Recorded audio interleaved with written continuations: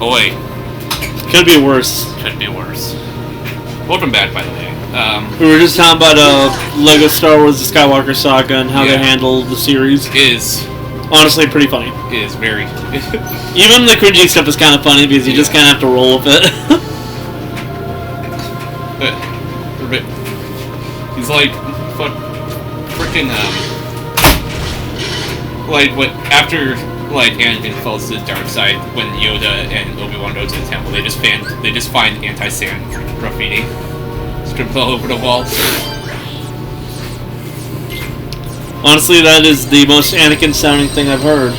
Yeah, it makes it more like makes him a lot more, relatable, but also it sounds completely accurate to what his character is in those movies.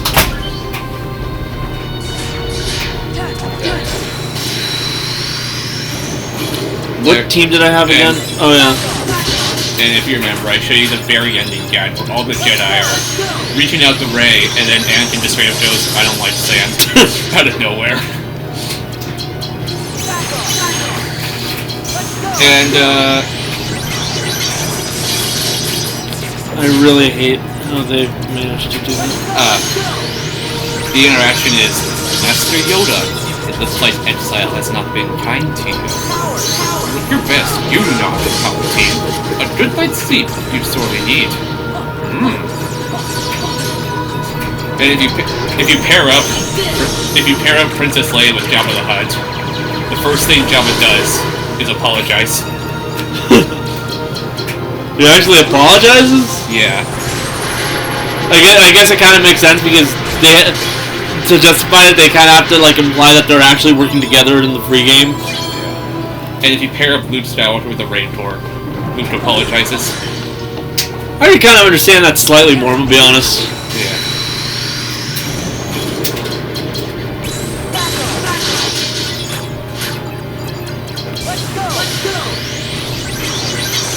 During the droid factory level, Anakin repeatedly demands to see the manager. Karen. Yeah, Karen.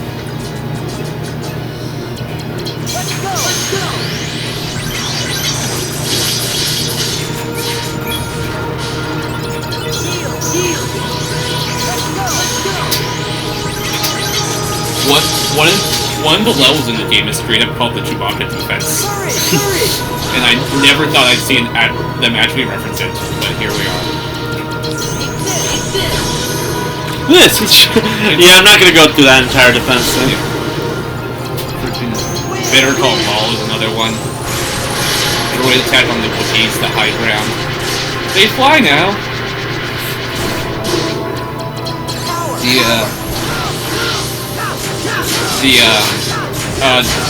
Before every boss battle, they list a name and as well as something in subtitles that's in Arabic. I probably butchered that.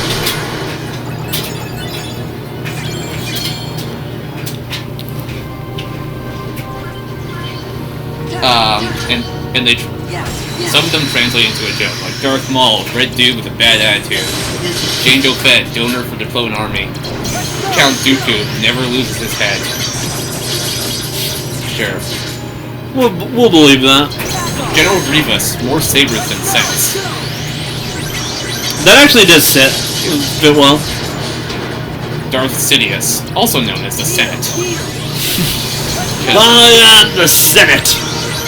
Anakin Skywalker, edge pod racer and current Sith apprentice.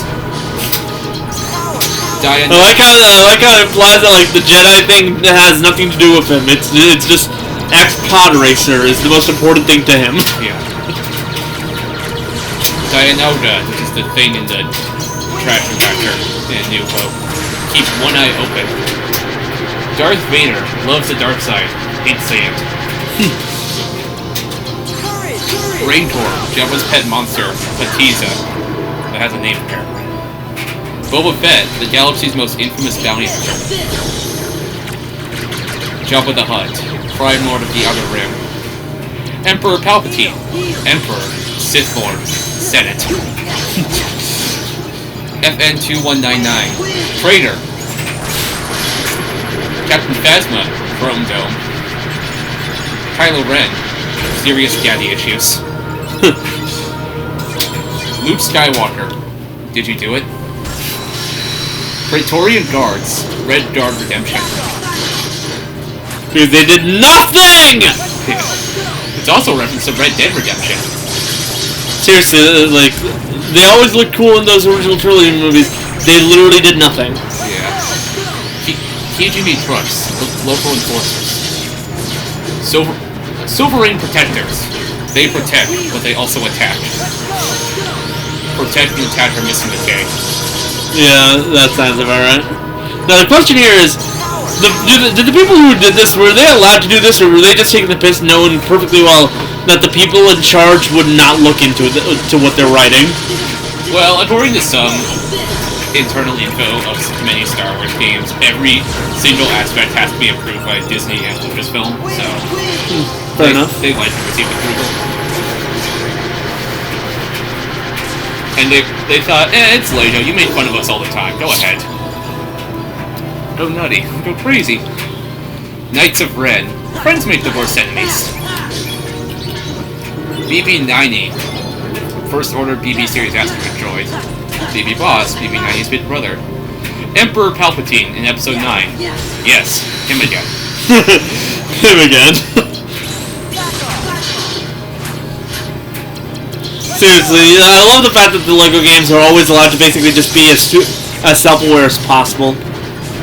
Always makes it fun. There's an optional... Like, they would never say that outside of, like, one of those quippy dialogue moments. Yeah. That seems more like an MCU thing than anything else. But yeah, it makes sense for a fourth wall break, like literal character intro to say, yeah, it's him again. Yep. Him. Because yeah, that actually is funny when it's not being said by someone, you know, who's being overly smug about it. I watched I'm shitting on Rick and Morty again.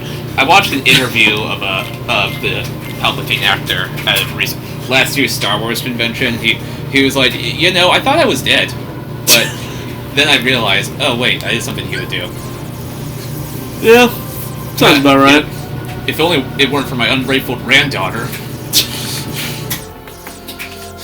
At least he's having fun.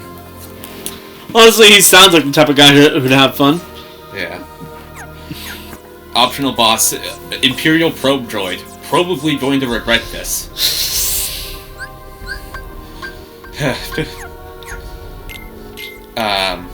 Freaking... Where... Dare E would like to battle. It's a Pokemon reference. See, Pokemon was referenced in later Star Wars. We were making a joke about like how when he started playing the organ, if instead it was a piano, then out of nowhere a Garchomp would appear. Yeah. Now, Master Yoda, how are you in a battle of Pokemon?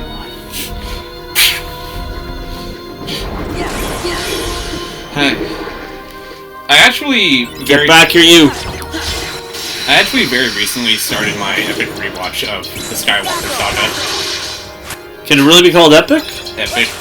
It's something. So far, I have watched the entire prequel trilogy. How'd that go for you? So I decided to like test my writing skills, and while I was watching it, I would also write down a review on Google Docs. I got 9 paragraphs out of each movie. 11 out of episode 2, though, because I had things to say. Honestly, if there's any movie that deserves the amount of hate it deserves, it's probably episode 2. Yeah. Like, I will defend the prequels as being fairly fun. Episode 2 is literally the most dull movie ever. Yeah. Say what you will about the sequels, episode 2 will always be the worst live-action one to me. It's just seriously so much. Like nothing happens! I mean, Jar Jar gives Palpatine emergency powers. Does it fucking matter? It kinda does, actually. No, I'm talking about like they literally could have just shoved it into a movie as a one-off line.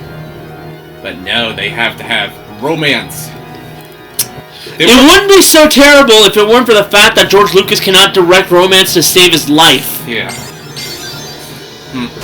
I noticed that even though the movie is like episode 2, a lot of important stuff does happen, like the green lighting of the clones. That all happens, but honestly, it feels like this could have all been just solved by they basically just did a better job at it all. Oh well, it happened. Also, if they cut down on some of the more tedious shit. Like I found it. I know politics are very important to the prequels, but sometimes you kind of just have to stop. Like I wrote down a review, very scripted review, and get this, I'm not a good writer, so I decided, writing it while watching gives me motivation. I'll do this.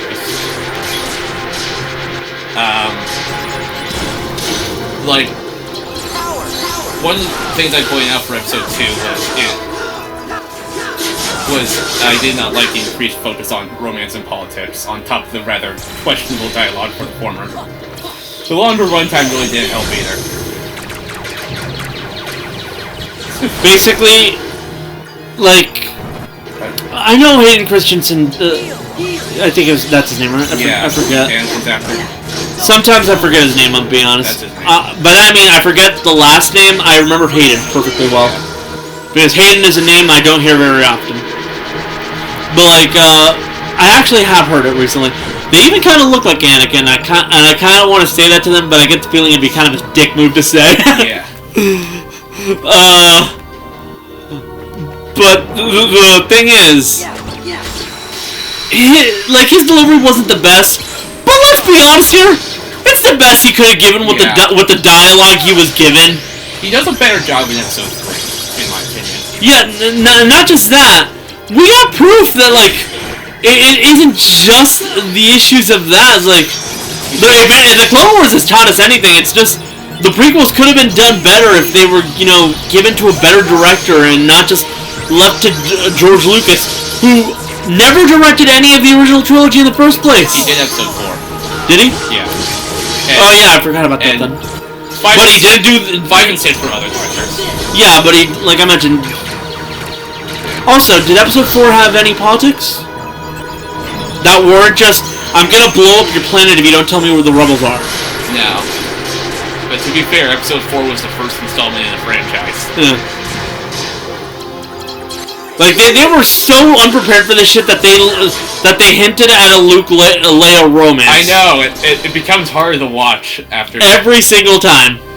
Yeah, episode 4 is the next movie on my watch list, so... Episode 4 is basically the equivalent of... This is a perfectly fine standalone film. It's really good, but if it didn't become a franchise, no one would have said a thing. Yeah. Then it became a franchise, and every bit of issue that came out of that first film that stands out because it doesn't line up with what happens next always sticks out like a sore thumb. To be fair, George Lucas thought it would fail. Everyone else thought it would fail. That's because George Lucas wasn't exactly known for high quality shit back then. Disney. And he isn't now either. He pitched it to Disney and they rejected it, thinking it would fail. The other reasoning is that sci-fi films in general, which are like, viewed as genre films, were viewed as something that wouldn't sell well. Funnily enough, the success of Star Wars is what convinced people that Howard the Duck should be a thing. Yeah, that was a mistake. And another mistake George Lucas wrought into this world. Star Wars Holiday Special is right there. I said another, I didn't say it was the only one.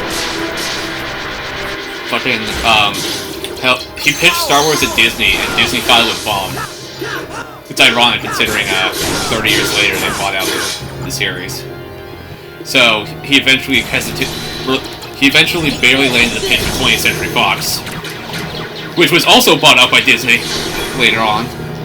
Funnily enough, if I remember correctly, part of the issue with the prequels was Fox seeing the reaction to the first one, which led to some issues with the second one. If I remember correctly, I could be wrong, or I could straight just be thinking of of a different thing. I think Fox had only had distribution rights to the prequels. And 5 and 6. They straight up owned episode 4. Then, Then when Disney bought Lucasfilm, Disney could not get episode 4 because... No, I'm talking about, like, the next buyout. Yeah, then Disney bought Fox. It's ironic. Did everything in their power to keep episode 4 in their hands. Disney said, okay, that. Becomes powerful enough to absorb an old competitor. Literally, like, a competitor that for the longest time was considered part of, like, a big, like, 6 movie companies. Yeah, and now it's 5 movie companies. I think one of them is also, like, just barely hanging on by a thread. I forgot. Currently it's Disney, Paramount, Sony, Warner Brothers, and Universal. Yeah, I think it's Sony just purely on how everything but the PlayStation isn't selling. Even then, PlayStation's kind of, being fucked. People have spotted a PlayStation jet flying to Seattle, which is where Microsoft's headquarters are located. Hopefully they'll learn to accept the truth. So it looks like, some people are theorizing that, especially after the FTC has constantly pressured them into bringing in documents, they're finally willing to sit down and negotiate a licensing deal with Microsoft for Call of Duty. Which, if so, thank God. I hate when they do that. Luckily enough, like, if it doesn't hit them, it kind of hits anyways. Yeah. But, like, onto my general thoughts, episode 1, there was definitely a lot of filler in there. Like, the whole Tatooine sequence can be kind of considered filler. Unless you count the Phineas and Ferb crossover. Yeah. I meant episode 1. Oh, episode 1. Pod racing. Oh, yeah, Pod racing was also kind of filler because it went on for like 7 Pod minutes. racing was filler, but it was filler that was kind of fun. It was fun. It wasn't great, but it was fun. Hell, which is more than you could say about half of Attack of the Clones. They even made a whole ass game about the pod racing aspect. Yeah, like I actually had to think of what parts of episode 2 were worthwhile and what should have been cut. Episode 2 got a Jango Fett game, and that's it. Well, it had a lot of games, but I don't remember. I don't know. I remember seeing an alternate timeline, right? Yeah. Where someone like thought up of why not just have it so that the clones that were talked about in the Clone Wars were being used by the Separatists instead of the heroes. I mean, they kinda were. Because I know, but like just purely on the basis that like this is a timeline where like things had diverged a long time ago. Yeah. So these episodes are like completely different, right? Yeah. But one of the major aspects here is the fact that like it kind of doesn't make sense to like paint the Republic as the good guys when they're arguably keeping slaves. Yeah. At least they saw the clones as people. Did they? Clone Wars. Yeah, the show did that. Yeah.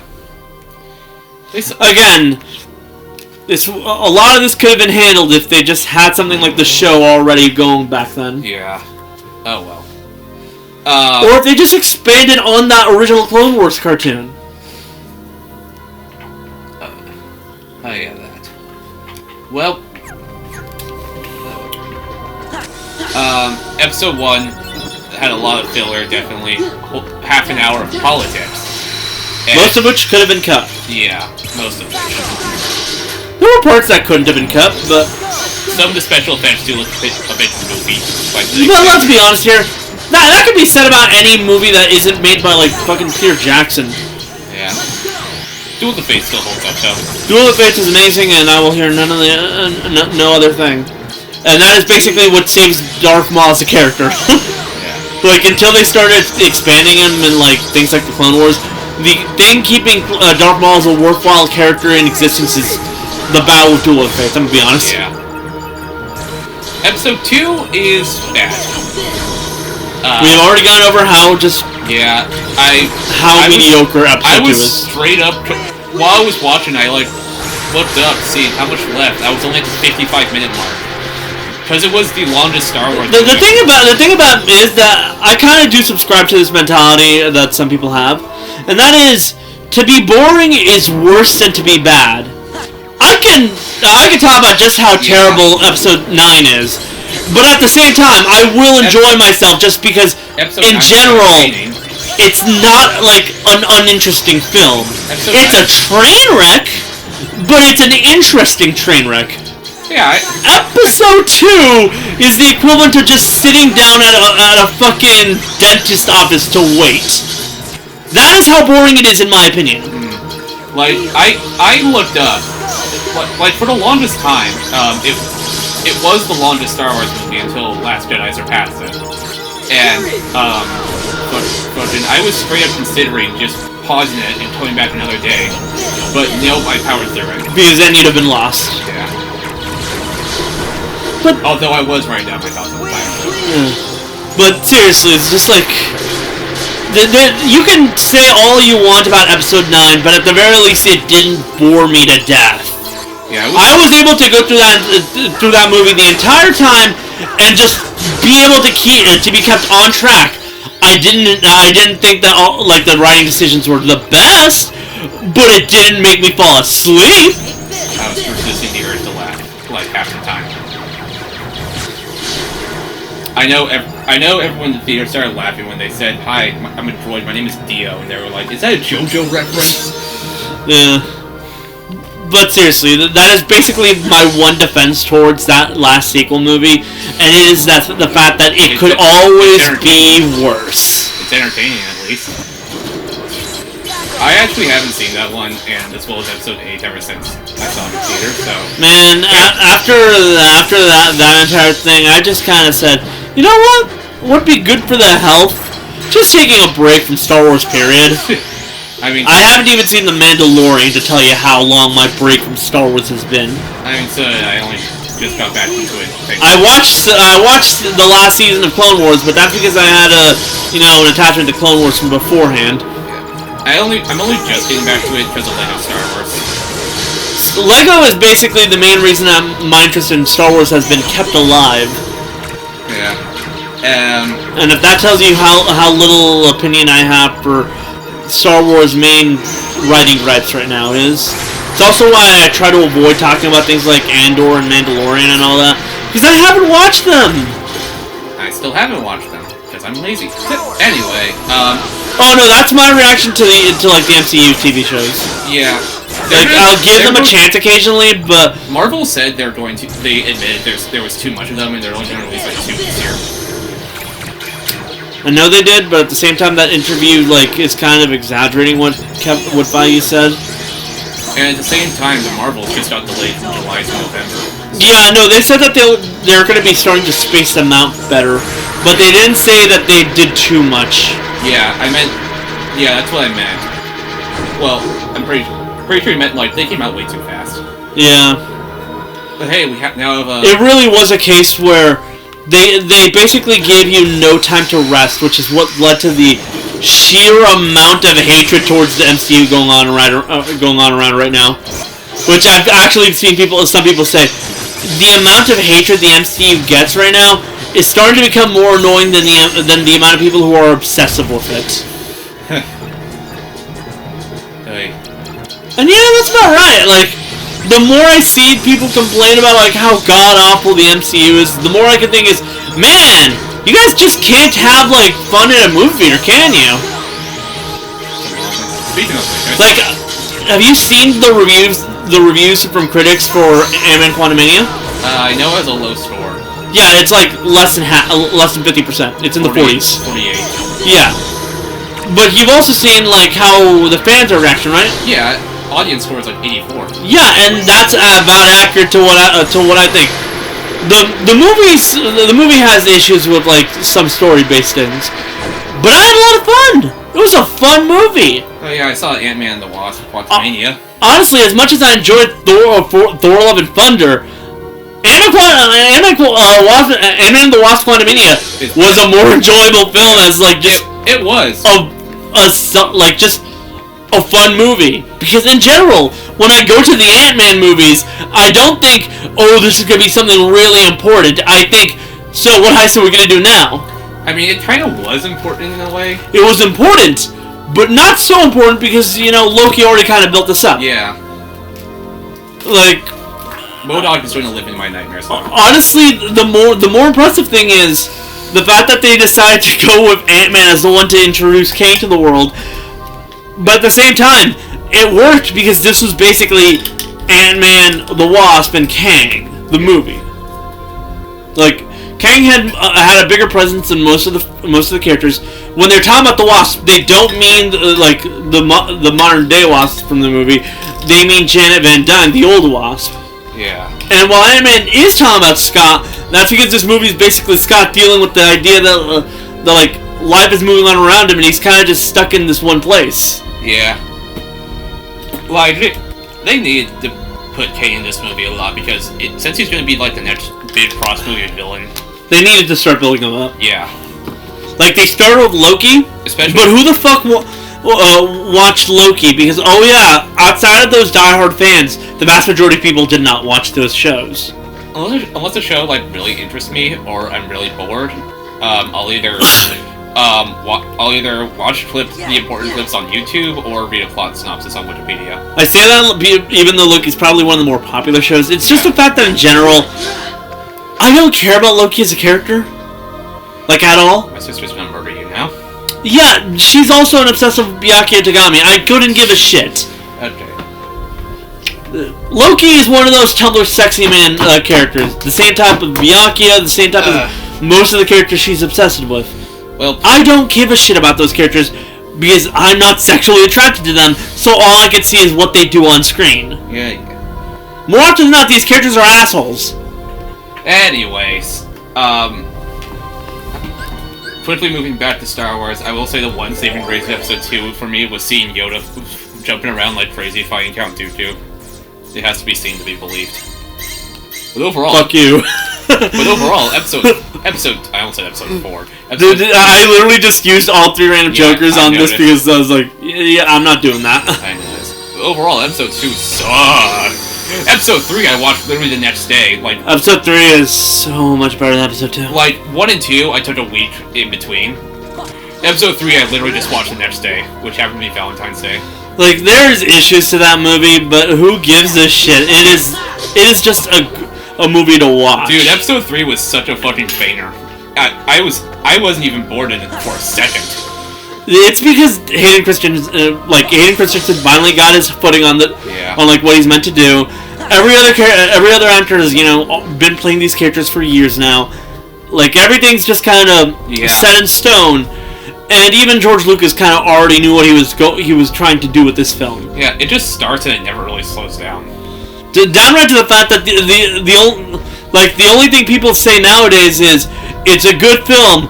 Honestly, you could probably watch the last season of Clone Wars since it just lines up perfectly with the film. I've seen people take parts of the Clone Wars season that weren't in the film and just combine them with the film parts, and it rolls perfectly, basically. Wow.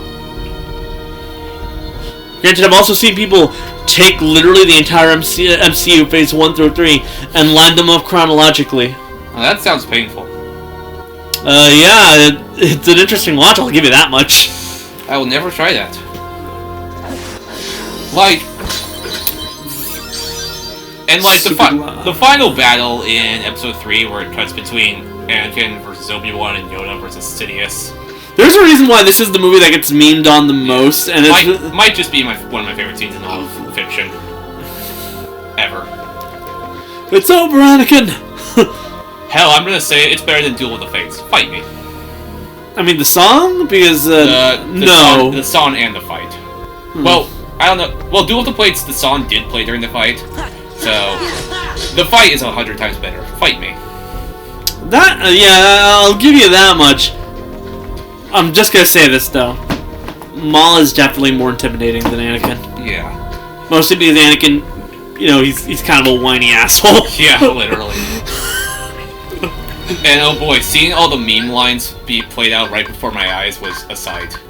This is where the fun begins. My powers have doubled since the last time we met, Count. Good. Twice the pride. Twice the fall. Double the fun. I can't speak. Yeah, I'm not even gonna bother attempting most of the quotes. I don't remember well. Do it. You were on this council, but we did not grant you the rank of master. Take a seat, young Skywalker. Then you had a photo of you sitting in the council seat. Yeah, in the actual cutscene, his seat's like an elementary school desk. Yeah, I saw. Complete with a coloring book and crayon. And he colors in the lightsaber red. So, when he also had blue and green crayons. I am the Senate. Although, the last season of Clone Wars did also kind of reveal how much of a dick Mace Windu is. Yeah. You are under arrest, my lord.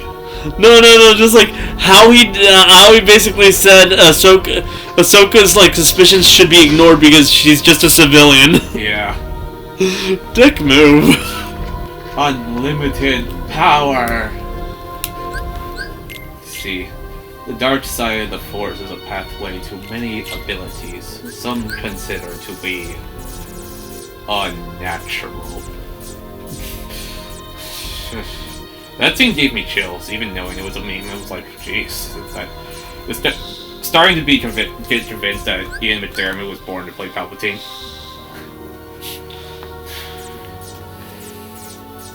Slowly starting. Hell, I even discovered recently that that entire copy pasta can be found in the files of Amori. For some reason. I think you showed me. Yeah, I did show you. It was like in a folder that was in Spanish and translated to Never-Ending Hot Tits, and if you clicked on it, it showed the copy pasta. Just wait to like not immediately use up my elixir too. Yeah. Like just have it so that the combo is the E for the potion and then the cure. Yeah. Keep the elixir for later. Yeah. But yeah, episode 3, pretty good. It holds up. It might. I wouldn't be surprised if it ends up within my top 3 Star Wars movies. And I know that's a statement, but like I enjoyed it that much. Seriously though, if there is ever a movie to skip, it's episode 2. Yeah. Just go ahead and I don't know, play the Lego game or something. I watched it because of necessity, because I wanted to see how they all compared against each other, and I did tell you. Honestly, reading a Wikipedia article is probably better. Yeah, I did tell you. Episode 2 is going to be near the bottom. Probably is at the bottom. I watched episode 3 on the ballot. Actually, unless you also throw in the Clone Wars move. I'm only doing the episodic titles. Because then you actually have to like think real hard of which is worse. I didn't want to torture myself with that much. I'm already watching 20 hours of movies.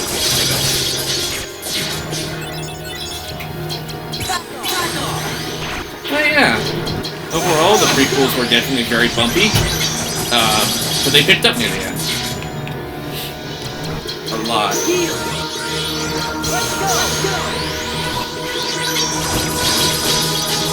So I guess I should start talking about some of the things I've done over this week. Valentine's Day passed. Meh.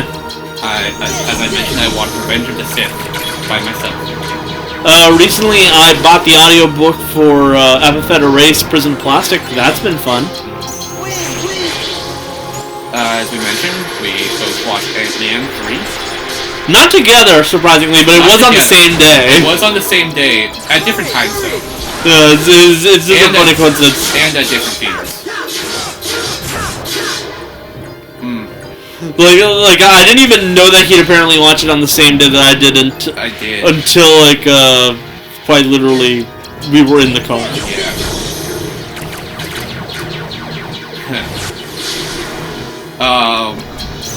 What else? I did watch. My sister and I have been talking about how they revealed the lineup for all the Studio Ghibli films they're showing this year in theaters. And I was pestering her about how she missed out on so much last year. Because I saw 5 and my sister only took me through one of them. So I'm gonna go again, this time drag her along whether she likes it or not.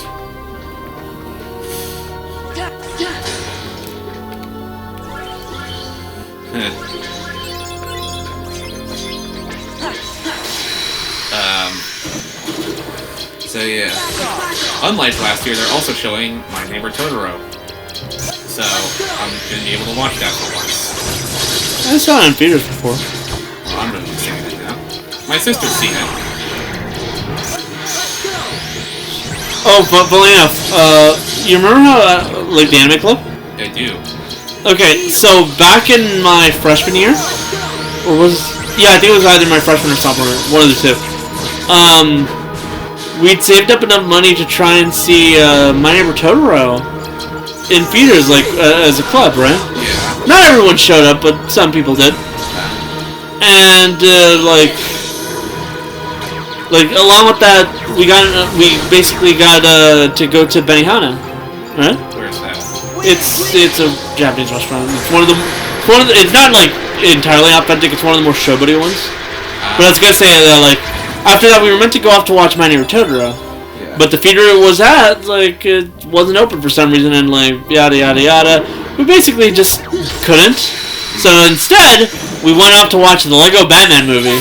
No, that's a banger. And honestly, worthwhile trade. Yeah. Sure, My Neighbor Totoro is an all-time classic, but let's be honest here, so is Lego Batman. The listing for Fandango says this year's 35th anniversary of the movie. Totoro. Nice. And if you don't agree with that, okay, it's your opinion, but you're wrong. You don't agree with 35 years? The movie... No, I'm talking about Lego Batman. Oh, yeah.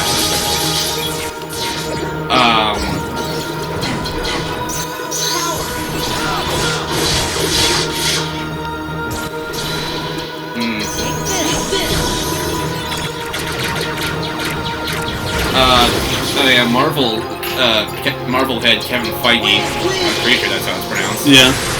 Said they have a story in place for the next Spider-Man movie, and are currently working on writing the script. Oh, actually, they revealed what the Marvels' poster's like, right? Yeah, they did, and it is so much better than. Look, I'll say this: the criticism of all the Marvel posters looking exactly the same is accurate. It is not the best, but it is so much better to see something actually original for once. It's just a teaser, though. Keep that in mind. Yeah, it's not gonna last, but it's something that looks different. They still do alternate posters, like Spider-Man: Homecoming had one that. But the alternate posters are none of the ones shown. Yeah, like Spider-Man: Homecoming had one that was just a parody of the Breakfast Club. The Marvels has also been pushed from July to November, giving us more breathing room between movies.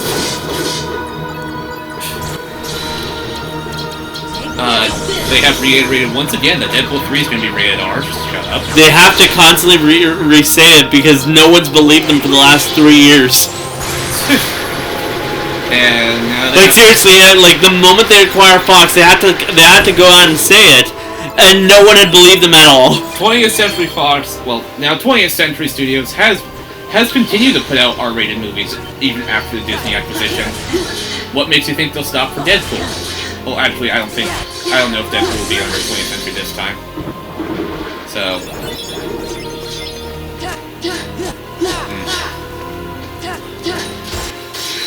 And hey, it just shows that Disney is willing to put out R-rated movies.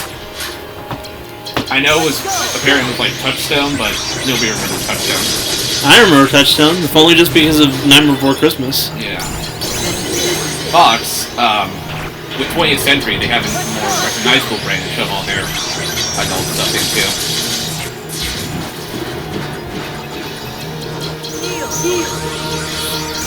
Speaking of which, Avatar 2 is now the 3rd biggest movie of all time. I'd say something, but I honestly could not care about Avatar. And you thought it would fail, Dad!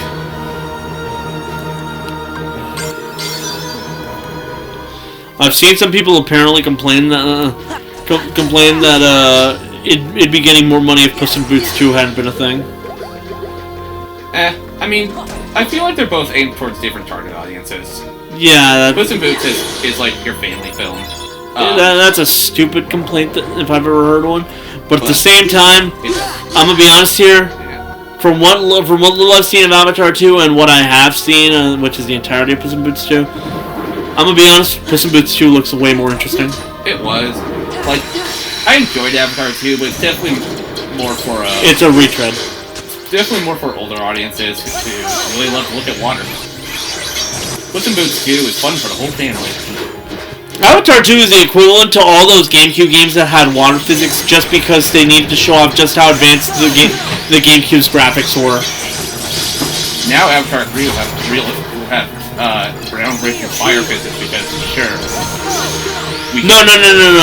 What Avatar 3 will be is all like brown and like really like realistic. Just basically, I'm saying it's gonna be the Xbox 360 era of games. Yeah. Now, will Avatar 4 feature underground things? Because if so, that'd be funny.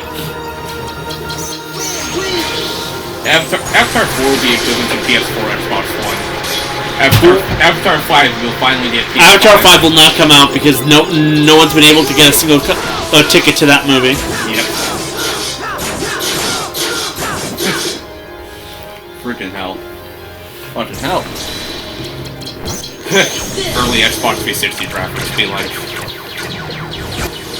Isn't Ubisoft still working on an Avatar game? Are they? I couldn't give a shit. I'm pretty sure they are, and it's never gonna come out. Even though 20th Century and Disney are trying to force them to finish it. Like, they don't want to finish it, but Disney's forcing them to. Oh yeah, they've been working on that since before the Disney buyout, so... yeah.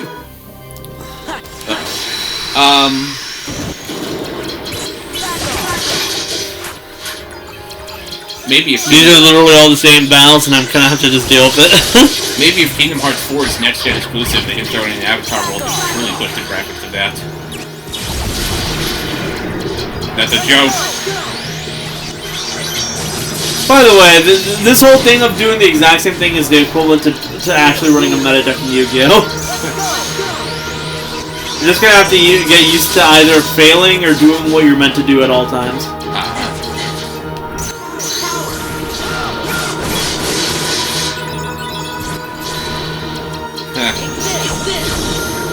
Like, doing this is what equivalents to an engine of just killing as many things as possible and as fast as possible. Oh yeah, something I haven't mentioned yet. Season 26 of South Park started, and so far 2 episodes have aired. That first one was actually really, like, interesting. Yeah, I like the ending gag where all the predators are just listed as Matt Stone. I especially love the fact that, like, hey, this kid should run Hollywood! Yeah. The second episode was about the prince and princess of, I don't know. Canada. It basically made fun of Queen Elizabeth's death. I wouldn't know because I didn't even realize the episode came out, so... Wednesdays at 10 p.m., my dude. So tell me, walk me through this. So, second episode was opened with Ike crying over the Queen's death. And because of that, Kyle, he keeps spending time on the computer, and Kyle's like, dude, it's been like months. Let it go. And he's like, no, fuck off. Average British response to being told that the Queen is a worthless human being. Yeah. And so they have the Prince and Princess, who also the British look Canadian in South Park. I'm just gonna point that out. That makes sense. Okay. Actually, it doesn't, though. I say it makes sense, but then I realize it really, really doesn't. We know how the British looked before. Then again, I don't think Matt or Trey Parker would ever appreciate me bringing this back up. Pip. Or maybe they just decided to use it's the Queen of Canada, eh, buddy? Maybe. So they were like, because, like, do you remember how British people look according to Pip? Mm-hmm. Disgusting. So, like actual British people. Oh my. That's a joke. That's a joke. My sister rewatched Flushed Away. The British people do kind of deserve all the shit that they can get, if only just because a lot of them have, you know, their heads up their asses and are really just the worst. My sister... specifically those that come from London. And I don't mean like the city that like people think of when they think London. I mean the literal city of London, where all the banks are. Yeah, I get that. I rewatched the movie Flushed Away. Well, my sister watched it and I just tuned in for a bit of it. Funny movie, by the way. And, I just remember the comment my friend made saying how that movie proves that British people look like hardcore characters.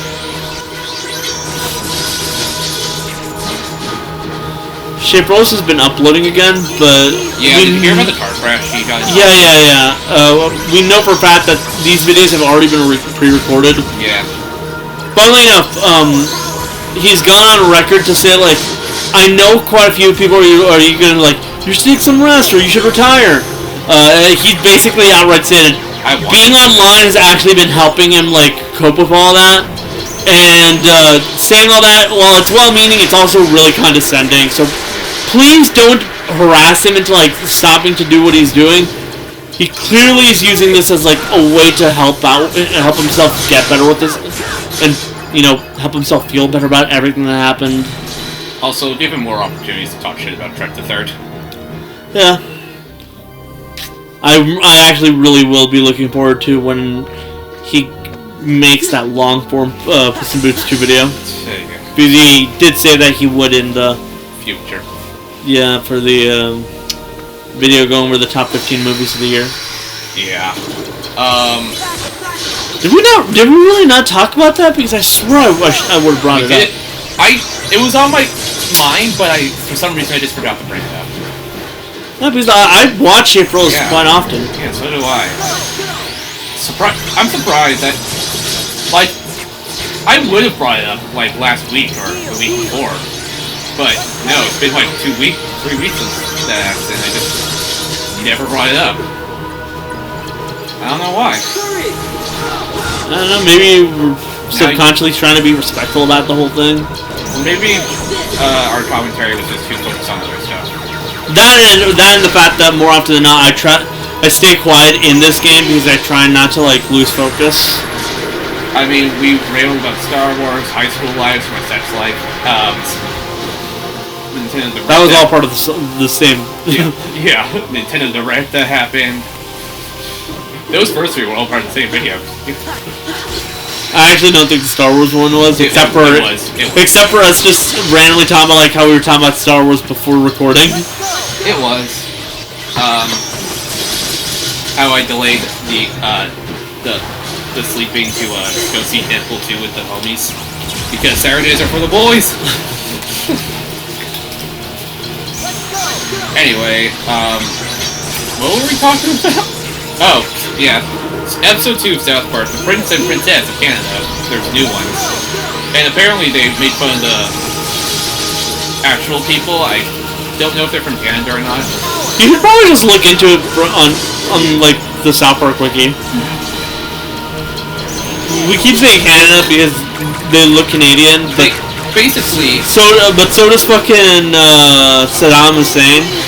But it's funny, eh? He's a even though they treat him exactly like a Canadian. Why not? So basically, the Prince and Princess, I can't stop saying it like that. Prince and... the Royals. The Royals.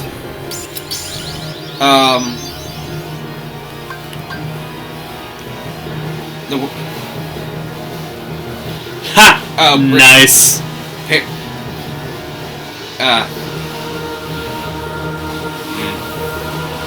Level 69.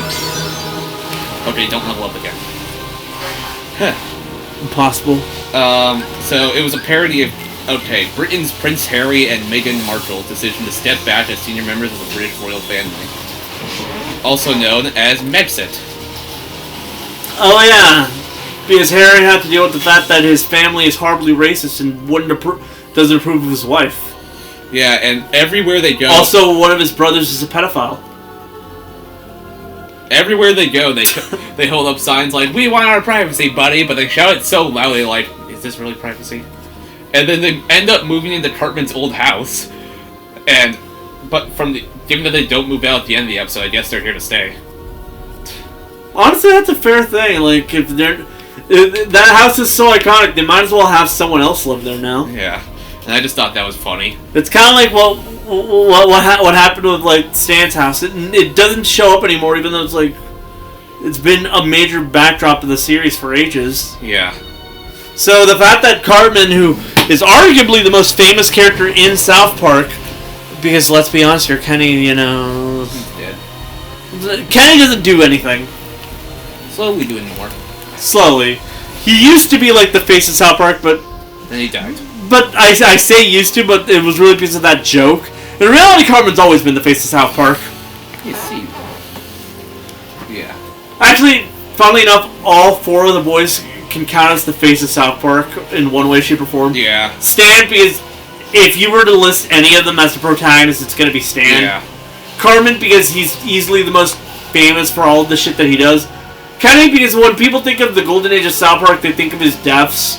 And Kyle, because anytime, anytime they think they have to think of something for anyone to do, it's almost certainly going to be going with Kyle. Yeah. But I mean, anytime they think of something for Kyle, it's just going to be moved on to somebody else because they decide not to do that to Kyle. Huh.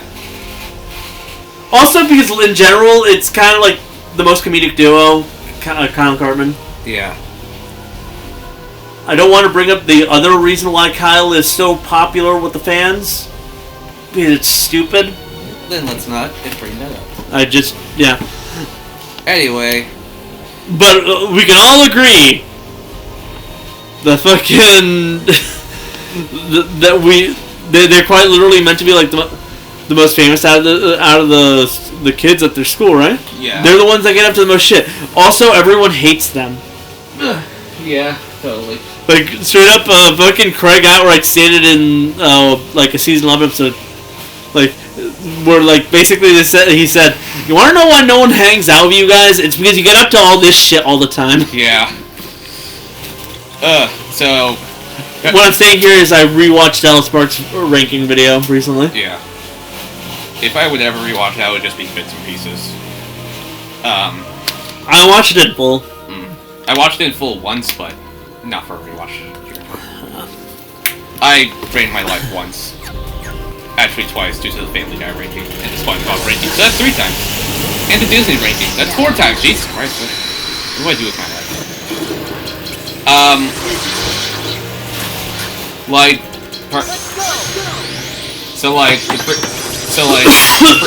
The prince keeps shouting through megaphones and hangs up posters on the house. We want our privacy.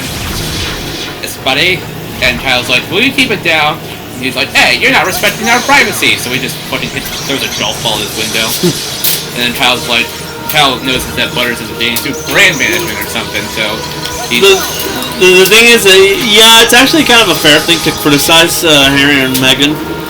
They one of the reasons they moved to America was to seemingly get their privacy, but then they basically did everything to like keep attention on themselves. But at the same time, it's kind of a fair thing for them to be so pissy about the royal family, and it's because, like I mentioned, the royal family are a bunch of assholes. And I did do the research. It's not actually Harry and Meghan, but yeah, I know. It's Canadian. The Canadian princes. They got a redesign. And, or either that or they're new Canadian prince and princess. Monarchy, buddy. And, that is how monarchy works, yes. Yeah. And Butters has been working on his brand, which he introduces to Kyle, which leads to Kyle not caring about the prince anymore. And he's like, what the hell? Why don't you care for me, buddy? We just want our privacy. And I'm like, isn't that literally what you wanted? And then, as it turns out, Butters has been getting the wrong idea with the brand, and that leads to him getting beat up by Bebe.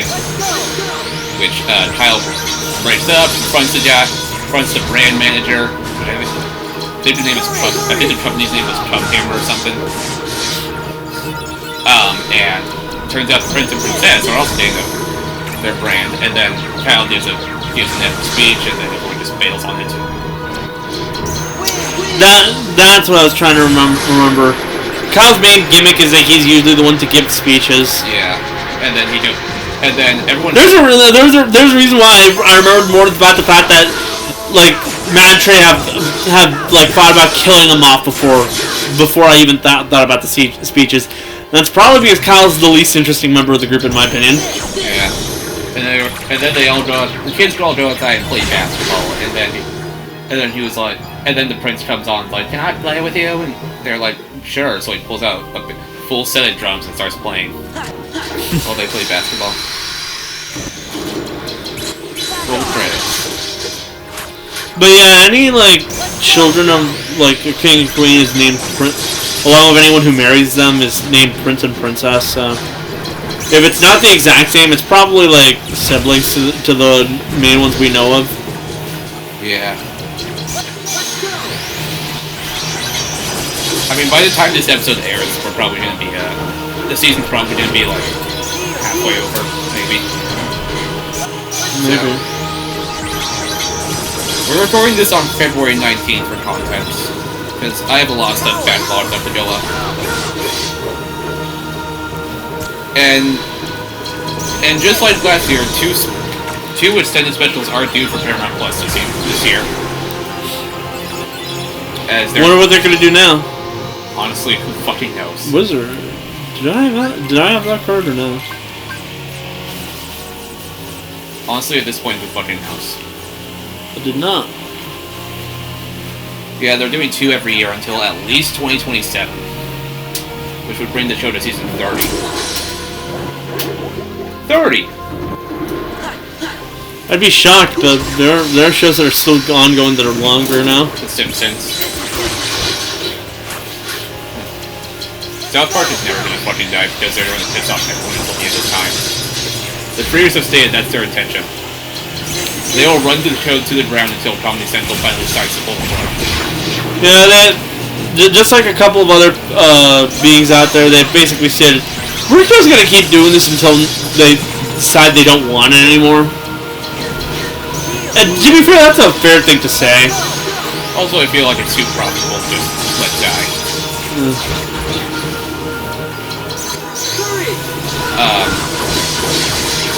Do you know how much those streaming deals cost? $1.5 billion combined.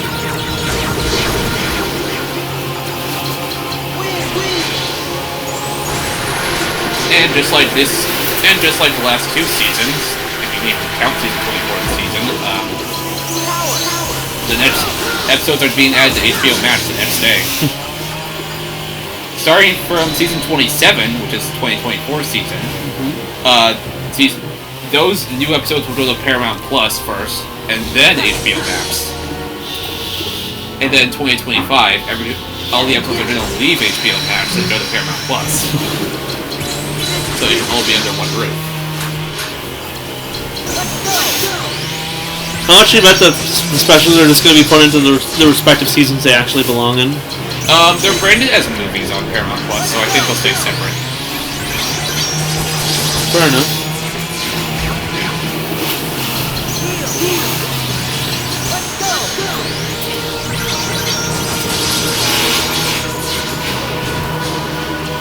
So yeah.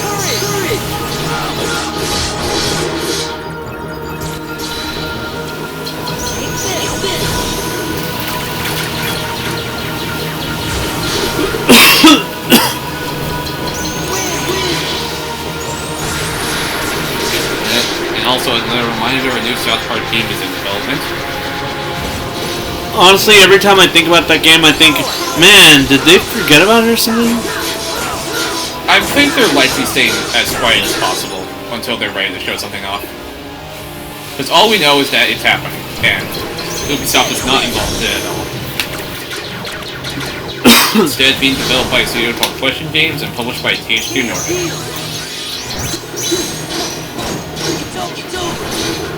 I don't know how to feel about that whole, like, no Ubisoft thing. On one hand, no Ubisoft is no Ubisoft, so that's a plus. But on the other hand, well, are they going to be even connected to the original like South Park games, or? That is, State of Truth was meant to be published by THQ before their bankruptcy.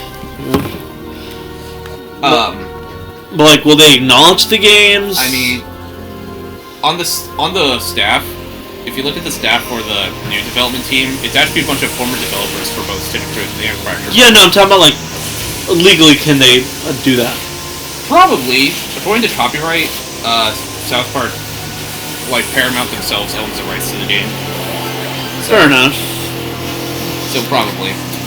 Well, hopefully it's, like, it's, you know, as good. And Ubisoft only has the rights to, like, sell it. Which does lead into the possibility that both those games could be delisted in the future. So... Should I put in another save point just for, like, convenience sake? Yeah. So, since the rights are being transferred, that does raise the possibility that Stick of Truth and Scratcher Butthole could be delisted from digital stores. So, if you really want them digitally, best to buy them while you can.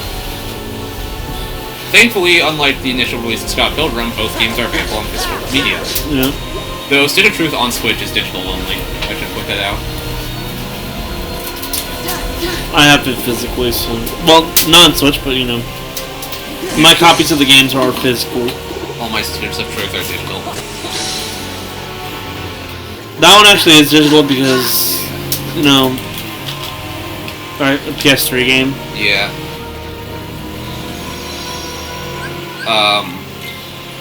But yeah. Although, there's also a chance that they could just work out something and have THQ Nordic take over publishing rights. Though they would have to remove Ubisoft references from the game. Yep. So, I don't know, licensing's a bitch. Is what I have to say. Yep. It's like if Sega wanted to, like, make Bayonetta 2 multi-platform, they would have to cut out all the Nintendo references. I'd rather keep Bayonetta Nintendo property, I'm gonna be honest, because it's just fucking hilarious to think about. I don't know, Sega's been buddy-buddy with Microsoft lately, so... So is Nintendo, that doesn't really say much. I mean, Nintendo doesn't put their games on Xbox. On Game Pass Day 1.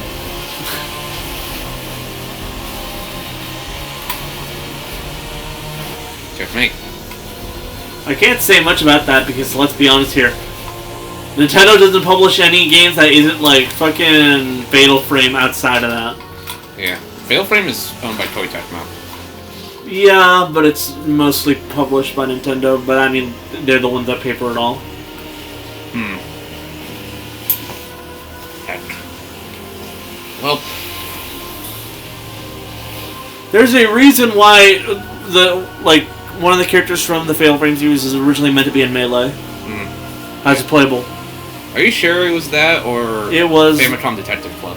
No, yeah, I think you're right. It was Famicom Detective Club, but they were like, maybe she's too obscure. I think you're right. I'm gonna be honest. You know, considering the game wasn't even localized. I honestly can't think much. It was what's her face from Famicom Detective Club. Yeah, I honestly can't think much about it because let's be honest here. What we got is, Pichu. It's fun. Like, it's a good game. I'm not gonna really think about like what could have been. It was also 2 decades ago. Yeah, it's something that like came out like shortly after I was born. Came out shortly before I was born. 2001. Yeah, it came out December. Yeah, I was born late 1999. Yeah. Kevin was born 2002. Yep. Melee is actually older than Kevin. Melee is barely older than me. So... That tells you how little I think about Melee because I don't play the game. Yeah, like... There's a lot of what could have been for Smash. The Ganondorf could have been a character that's a lot more accurate to who he's meant to be, but like, I don't think they give a shit. Nah, he's old. Sakurai hates Zelda, and we both know that. That would certainly explain why Link's moves haven't changed a single bit. Yeah. That's a joke. That's a joke. They changed from Breath of the Wild. The Castlevania representative was considered to be Alucard, but given that he was popular, but he felt like Smash Bros. Fans would probably prefer Simon Belmont or Richter. Honestly, that's a fair assumption. Yeah. Like Simon, like is a lot more iconic than Alucard. I'm gonna be honest here, and that's mostly because of the fact that Smash is a Nintendo game. When Nintendo fans think Castlevania, they think Simon Belmont. Yeah. Castlevania was the only new third-party franchise they added before DLC. And of all people, it was from Konami.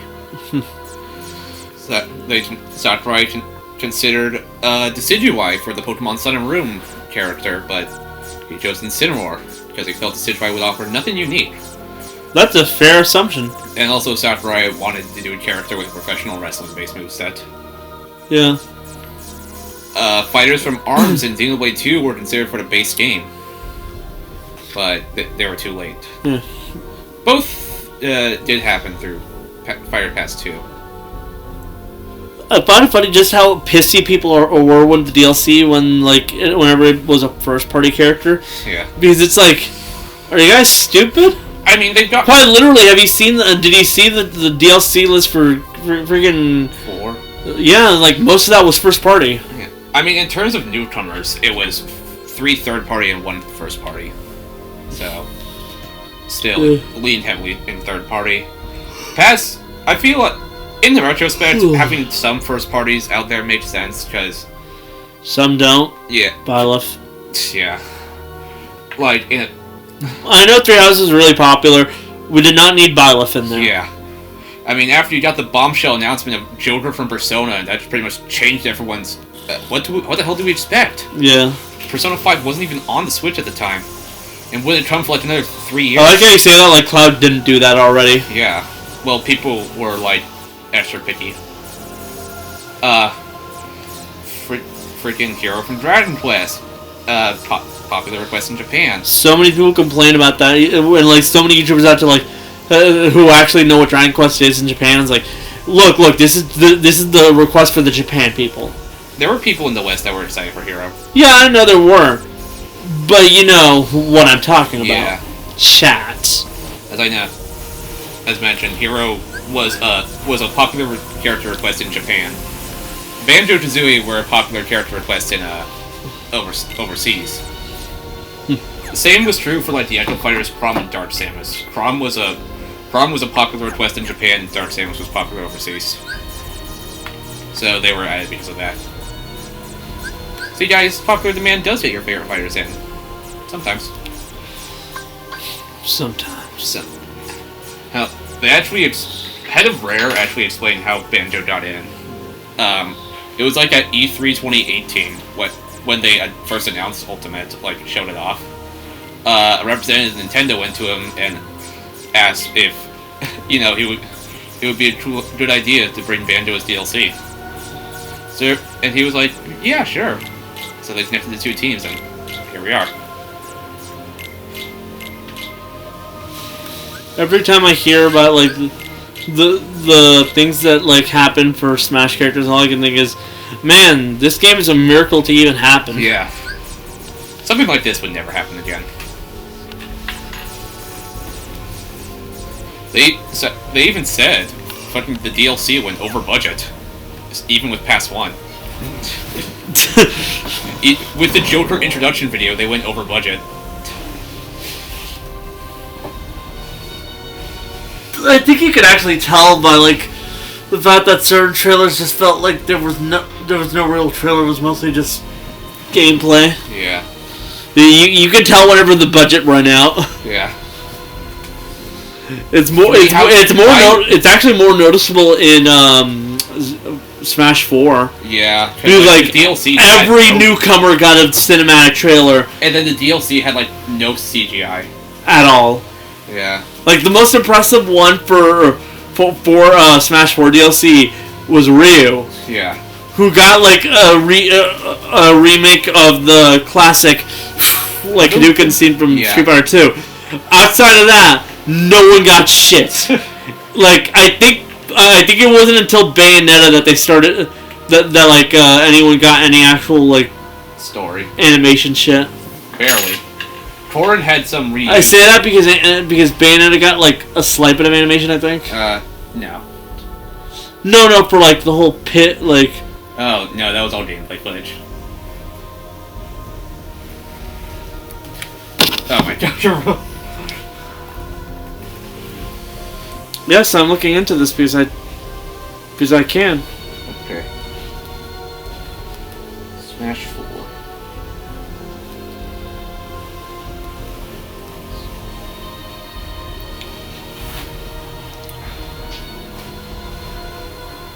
All I get results are how Bayonetta ruined Smash 4. You know, fun fact, in an interview with Sakurai did with like Tetsuya Nomura, he discussed that he could have included Final Fantasy characters such as Bart's Closer from Final Fantasy V or Terra Branford from Final Fantasy VI. But he said it was difficult to imagine a character to include that was not Cloud. Oh yeah, it was technically mostly in-game stuff, but like some of these shots probably literally had to be like using the engine, but they're definitely not in-game. Like that shot and this shot especially. Like specifically actually like doing that because they don't, that's not how a character like spawns in the game. Yeah. They use the engine, which is more than most of the trailers get. I say that because remember how Cloud showed up? Epic music. And literally just like starts with the logo and then all gameplay. Yeah. Literally pure gameplay with some text written above. Freaking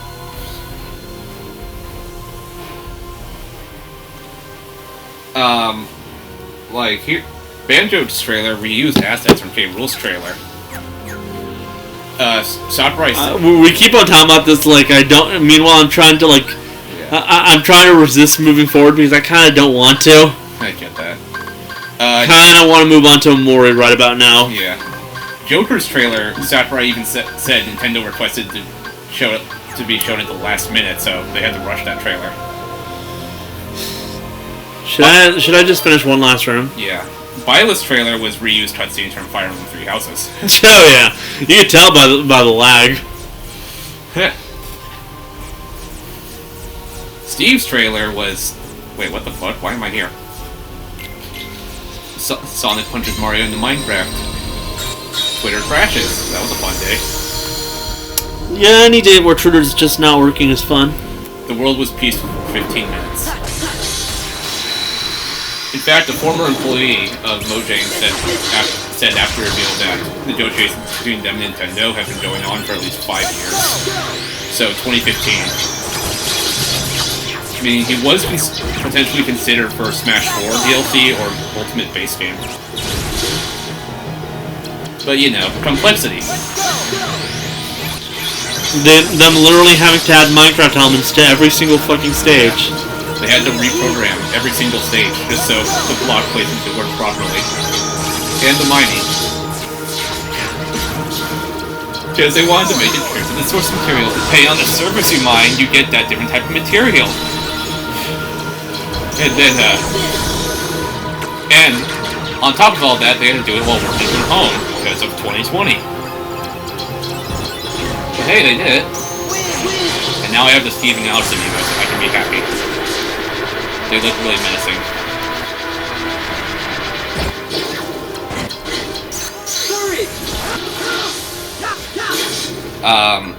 The Sephiroth trailer is still my favorite Smash trailer they've done.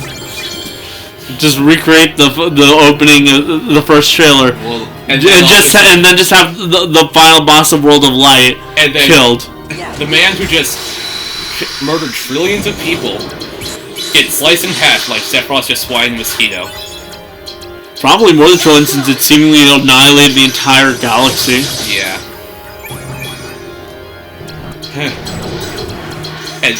And then everyone shit themselves when this One Way Ninja started playing. Meanwhile, fucking Cloud's face could easily be summed up as this asshole again. Sephiroth wasn't invited. He heard Cloud showed up. That's literally been the biggest running joke with Sephiroth's reveal, like, ever since that happened.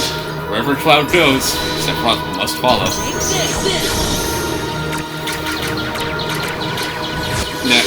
In reality, Sakurai was like, I'm not going to end development of this game until that Final Fantasy song number goes to 3.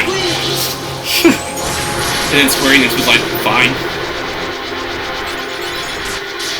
Because, as I mentioned before, Sora was not secured until after all the other 5 fighters of Past 2 were finalized.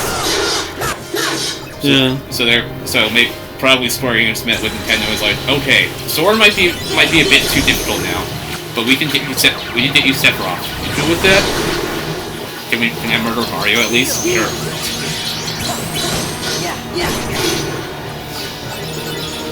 Nomura was hesitant on adding Sephiroth because he was like, is it really okay for 2 of my precious characters to take up roster slots? Yes, it is. Yeah. Fuck you. I'm Sakura. No, this is Nomura. Fuck you. I'm Nomura. Well, Nomura said if it was really okay for that. I say that because they kind of have the same mentality of what they can get away with. You see, Sakurai, because Sakurai could do whatever the hell he wants with Smash, and Nomura, because it's Nomura, he kind of has that level of ego. as a reminder, Nintendo chose all the DLC. They pitched it to Sakurai, and he decided if it should work or not. Hey, Mr. Sakurai, we were thinking of adding Terry Bogard to Smash. What do you think? Did you say Terry Bogard? Hell yes. I highly doubt Nintendo was the one that came up with that idea. I mean, they probably... Everyone's kind of agrees. That was Nomura's choice. Nomura for Terry? Nomura chose most of the fighting game characters, dude. Like, it's kind of a running idea that... Tetsuya Nomura, Final Fantasy guy? No, I meant Sakurai. I mean, Nintendo proposed them, and Sakurai had to pass approval. Do you honestly think Nintendo thought of Terry Bogard? Yes. Do you? Yes. In what world do you think that they'd ever think of that guy? To build relationships with SNK. Why do they need that? So they can get King of Fighters on the Switch. SNK had already been releasing their games for a while there. Yeah. Wow. Also because, why not? The thing is, we kind of know that Sakurai's kind of a King of Fighters fan. I mean, yeah. I mean, in what world would Nintendo come with Joker from Persona 5? When that game was a PlayStation exclusive at the time. Yeah, no, like, the idea that Nintendo were the ones that chose all the fighters is kind of stupid because you can kind of tell that there were fighters there that Nintendo would not have chosen at all. Well, Nintendo definitely approved of the ones that Sakurai gave as suggestions, but that doesn't mean that they were the ones that came up with the idea. In Sakurai's words, he said that the ideas of who to add were Nintendo, and he would think about if they would work in Smash Brothers. And yeah, those words don't completely like get rid of the idea that he could have like suggested his own characters. I mean, since he did give approval, he had some influence over it. It's not just that he had some influence. Sakurai was the head of the entire game. He had a ton of influence over it, and he has a lot of clout in Nintendo. If he says that he kind of wants to do something, more often than not, Nintendo will say, you've proven to us. Sure, go ahead. But are you really sure you want to approach Disney? That was less on Sakurai and more on the poll. Do we even have the money for that? And let's not forget that Nomura was the one that was playing hardball in that one. Anyway, Pyra Mithra trailer. Pyra Mithra exists. Why are we talking about Smash anymore? I don't know. We should just move on. Who is that? Kazuya. I mean, Namco developed the game. Makes sense.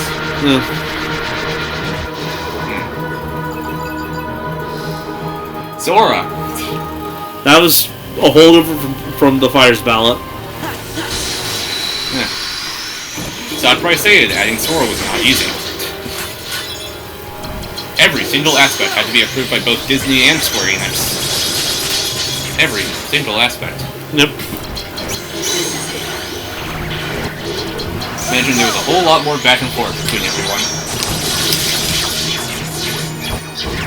Hell, they even reached out to like a journalist reached out to Disney, like, after the deal with Tom and their thoughts on it, and they're like, you know, we've been wanting to experiment more in games, and we felt like this was the perfect opportunity. That makes a lot of sense, considering how we know for a fact that that Disney like was basically asked like at the most random moment possible and said, "Yeah, sure." He did mention this. Sakurai did mention discussions did last a while before the. Yeah, they lasted a while, but like the higher ups were open to the idea well before Nomura was. They're open. They just needed to make sure it would work. Okay, first of all, no Disney or Pixar characters, because they're not video game characters. Well, Pixar wouldn't have worked anyways, because there wasn't even a hint at Pixar characters until Kingdom Hearts 3. They got the rights after 3 came out. Yeah, that doesn't change the fact that Sora doesn't really have anything to do with Pixar characters until that game, and they're using Kingdom Hearts 1 as their model. Yeah. And even then, it's not like Sora carries reminders of the worlds he's visited with him. You know? That's true. But 2 of his skins are Donald Duck and Goofy mergers. All of the forms are that. Like literally every single form involves like you losing 1 or 2. Literally the only explicitly Disney reference in Smash is the Mickey Mouse keychain on the Keyblade. And yeah, it's just a hidden Mickey. But freaking Disney puts those all over the place too. Every time I watch a reaction, people lose their shit when the Mickey Mouse keychain pops up on the screen. Being like, what the fuck? Well, yeah, that's probably like the least believable part of the trailer. Yeah. When I saw it, I was like, holy shit, how is this real? I showed my sister, and then she just looked so uninterested for a bit, and then Mickey Mouse popped up, and she just looked in this bewildered look, shocking look. Like she didn't believe it.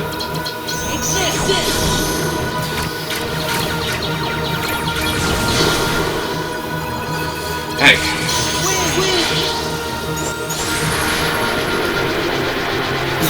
Get back here, you. People are still mad. The only music was Kingdom Hearts 1 music. Damn it. Are you really shocked with Square? Disney owns the music. So it was likely a heavier hurdle to handle.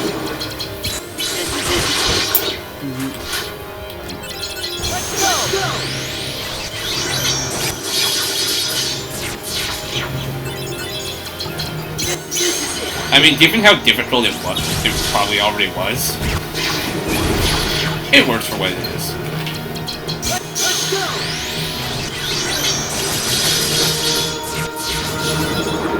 And no, Smash Bros. Is not Dana Fire Fast 3. Shut up, people. They've already said long ago that was the last of the DLC. Sakurai's a YouTuber now. Let him YouTube. Hell, although I wouldn't mind more fighters, I'm perfectly satisfied with the roster as is. And also, I don't know how they follow up on Sora. Yeah, Sora was kind of like... the send-off. Yeah. I don't know, Sakurai had the idea for like 6 years before it became known.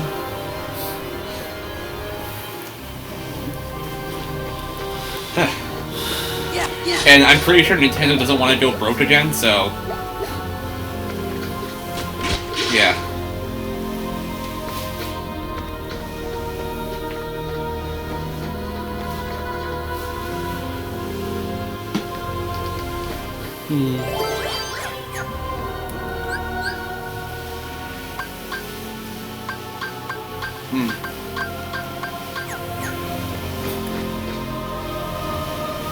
The slime from Dragon Quest was considered, but only if Square Enix didn't allow the use of the hero.